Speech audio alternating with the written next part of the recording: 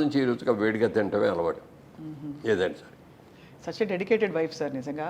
And ఎంత నమ్మకంగా మిమ్మల్ని మీ వెంటే ఉండి మిమ్మల్ని నమ్మకంతో అంటే ఇండస్ట్రీలో ప్రోత్సహించడం అంటే సార్ వైఫ్ సపోర్ట్ లేండే మనకు అన్ని రంగాల్లో పార్ట్నర్ సపోర్ట్ ఉండాలి. నువ్వు ఎంత సంపాదించినా ఎంత కీర్తి ప్రతిష్ట ఇంటికి వచ్చేటప్పటికి హ్యాపీగా లేకపోతే అంతకంటే దరిద్రం ఇంకోటి ఉండదు. ఎన్నో ఈ ఫ్యామిలీస్లో చూశాను నేను ఇట్లాంటివి కూడా. అది వాళ్ళ తప్ప వీళ్ళ తప్ప అనేది పక్కన పెడితే అనుకూలమైన భార్య రాక అనుకూలమైన పిల్లలు లేకపోతే ఆ కుటుంబం ఎంత సంపాదించినా ఎంత పేరు ఉన్నా కూడా వేస్ట్. అవును సార్.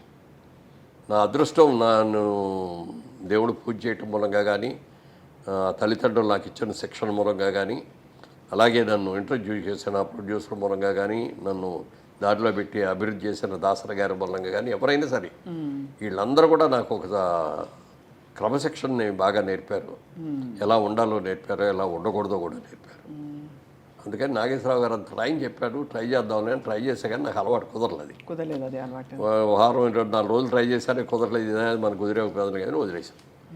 తర్వాత ఎప్పుడు మేడం 1 నెల అయిన తర్వాత నాగేశ్వరరావు ఏంటి ఇది మనం తీసుకుంటున్నావు అయినాను. లేదండి నాకు పర్లేదండి అది అన్న. తర్వాత అన్నాం కానీ తర్వాత మెల్లమెల్లగా ఏదో పార్టీస్ ఇప్పుడు నాగేశ్వరరావు బర్త్డే అనుకో ఆ రోజున పార్టీ ఇచ్చేవారు. అలాగే పెద్ద బర్త్డేలు ఏదో ఉన్నప్పుడు అక్కడికి వెళ్ళినప్పుడు ఏదో ఒక పెగ్ తీసుకోవటం అనేది అలా చేసా కానీ అప్పుడు దాకా 47 మాత్రం అలా ముట్టుకోరు.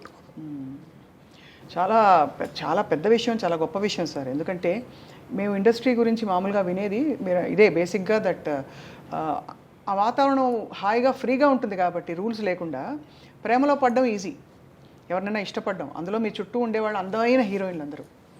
సో అది మీరు చాలా ఫోకస్ చేసి మరీ ఇలా ఉండడం అన్నది చాలా పెద్ద విషయం సార్. మోస్ట్ మీతో పాటు నటించిన హీరోయిన్స్ అందరిలో మోస్ట్ గ్లామరస్ ఎవరని మీరు అనుకున్నారు సార్? గ్లామరస్ అంటే మీకు సరైన జోడి. గ్లామరస్ అంటే శ్రీదేవి అంత గ్లామర్ ఎవరికీ లేదండి. చాలా అందంగా ఉండేవారు కదా సార్. చాలా ఎక్సలెంట్గా ఉండేది. ఆ కళ్ళు అసలు ఎక్స్ప్రెషన్, ఫేస్, మంచి పర్సనాలిటీ. నాకు ఈక్వల్గా ఉండేది హైట్. అమ్మాయి కూడా 5'7" 5'8" ఉండి ఉంటుంది. నేను 5'8" హాఫ్. అమ్మాయి కూడా దగ్గర 7.5 8 ఉండి ఉంటుంది. Personality, behaviour, wonderful behaviour. ఎప్పుడు ఒక తప్పుగా మాట్లాడటం కానీ ఏదైనా చిలిపి పనులు చేయటం కానీ అట్లాంటిది ఏమి ఉండేది కాదు. ఆ తర్వాత అంత అందగా ఎవరు అంటే దీప గారు కూడా చాలా అసలు ఎంత అందంగా ఉండేది.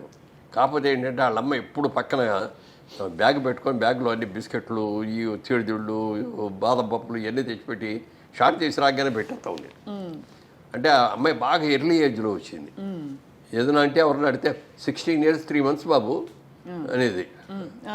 అలా వీటి పాపం చిన్నది కదా కష్టపడుతుంది అని చెప్పి పెట్టేది.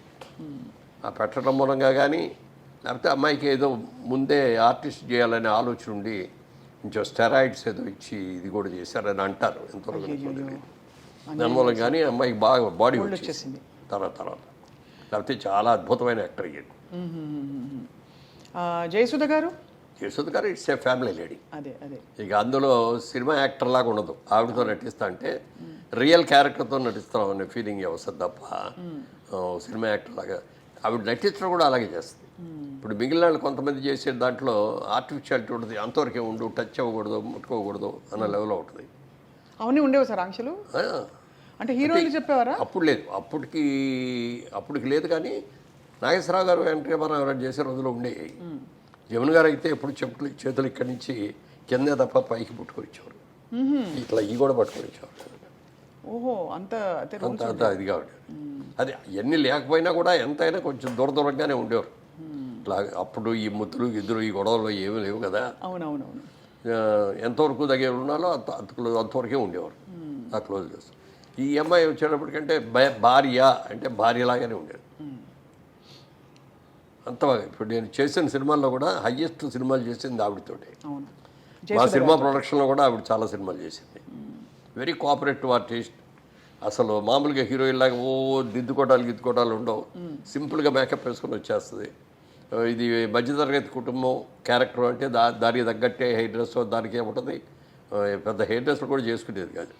మామూలు నేత చీరలు, పట్టు చీరలు లాంటివి ఇట్లాంటివి కట్టుకొని అట్లా న్యాచురల్ యాక్టర్ లాగా ఉండేది అనమాట.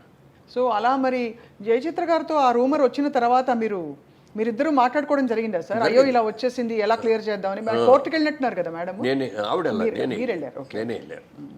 కోర్టుకి వెళ్ళలేదు, ముందు నోటీస్ ఇచ్చాం వాళ్ళకి, పేపర్ ఆడికి. ఇవ్వగానే ఆడు పరిగెత్తుకు వచ్చేసి, సార్ మా వాడు ఎవడో తప్పుగా ఇచ్చాడు, సారీ అండి క్షమించండి అంటే అది విత్డ్రా చేసుకున్నారు. చేసుకున్న తర్వాత అది జరిగిన నెల రోజులకి అప్పుడు అన్ని సినిమా అక్కడి నుంచి మెడ్రాస్ నుంచి వచ్చేవాళ్ళం కదా, మెడ్రాస్లోనే ఉంది ఇండస్ట్రీ. మార్నింగ్ ఫ్లైట్కి ఇక్కడ షూటింగ్ వస్తున్నాం. దాసరి గారు ఒక షూటింగ్ వస్తున్నారు, నేను ఒక షూటింగ్కి వెళ్తున్నాను, జయచిత్ర గారు ఒక షూటింగ్కి వెళ్తున్నారు. ముగ్గురు ఫస్ట్ మార్నింగ్ ఫ్లైట్లో ఇక్కడికి వచ్చాం. ఆడు మళ్ళీ ఇమ్మీడియట్గా నెక్స్ట్ డే ఆడు పేపర్లో రాశాడు, వాళ్ళ రోజు దాసరి గారి ఆధ్వర్యంలో మురళీమోహన్ గారు జయచిత్ర గారు పెళ్లి చేసుకోవడానికి హైదరాబాద్ వెళ్ళారు. ఎక్కడ కూడా బాబు, ఆవిడ ఎప్పుడు నువ్వు అని కూడా పర్లేదు. ఇన్నేళ్లలో నువ్వు అని కూడా అనలేదండి. నా హీరోయిన్స్ ఎవరైతే సార్ మీరేనే అంటాను నేను, ఎవరిని కూడా. యశోదరు కూడా నువ్వు అంట, నువ్వు అన్నా మీరే అని అంట. కాకపోతే ఏంటంటే జయసేత్తో క్లోజ్ ఏంటంటే I treat her as my sister, అందుకని బాగా క్లోజ్గా ఉంటాం. అప్పుడప్పుడు నువ్వు అని కోర్సేమో కానీ మిగిలిన వాళ్ళు ఎవరితో కూడా నువ్వు అనే మాట అన్నాను నేను. చాలా డిస్టర్బింగ్ సార్ ఇవన్నీ. అంటే పబ్లిక్ ఇమేజ్ అందులో కొంచెం మనం అన్నిటికీ ఎఫెక్ట్ అవుతా ఉంటే, ఇప్పుడైతే సోషల్ మీడియాలో ఎడపడ రాస్తున్నారు, నోటికి వచ్చినట్టు రాసేస్తారు. దాసరి గారు